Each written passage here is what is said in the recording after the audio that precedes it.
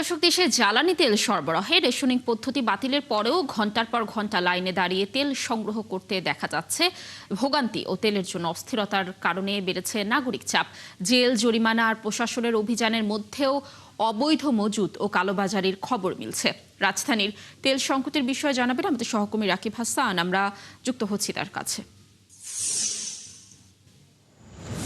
রাকিবা, কেমন পরিস্থিতি দেখছেন আজ, আর পাম্প মালিকরা আসলে কি বলছেন, আর সাধারণ মানুষের প্রতিক্রিয়ার বিষয়ে একটু জানাবেন আমাদের।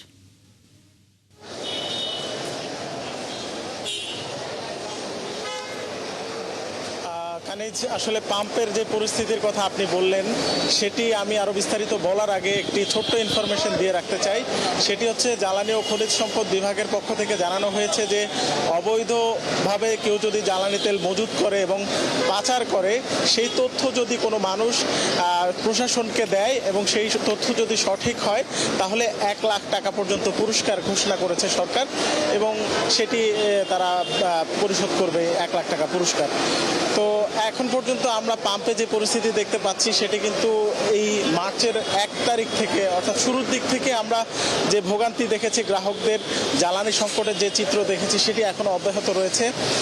ডিপো থেকে জ্বালানি সরবরাহ কম পাচ্ছে ফিলিং স্টেশনগুলো, এবং ফিলিং স্টেশনগুলো সে কারণে রেশনিং পদ্ধতিতেই এখনো জ্বালানি সরবরাহ করছে। আপনি দেখতে পাচ্ছেন আমার পেছনে যে ব্যক্তিগত গাড়িগুলো আছে, এগুলোতে সর্বোচ্চ 1500 টাকার অকটেন দেওয়া হচ্ছে, এবং যে বড় গাড়িগুলো আছে, জিপ বা মাইক্রোবাস, সেগুলোতে 2000 টাকার জ্বালানি তেল সরবরাহ করা হচ্ছে। এর বাইরে মোটর সাইকেল যেগুলো আছে, সেগুলোতে 500 টাকার সর্বোচ্চ জ্বালানি তেল দিচ্ছে এই পাম্পে, অর্থাৎ রমনা পেট্রোল পাম্পে।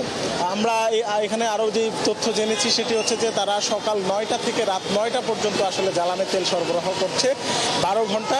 বাকি 12 ঘন্টা আসলে জ্বালানি তেল সরবরাহ বন্ধ রাখছে, কারণ তারা আসলে ডিপো থেকে সরবরাহ ঠিকমতো পাচ্ছে না পাওয়ার কারণেই কিন্তু তারা এই কৌশল অবলম্বন করে আসলে গ্রাহকদের চাহিদা পূরণ করার চেষ্টা করছে।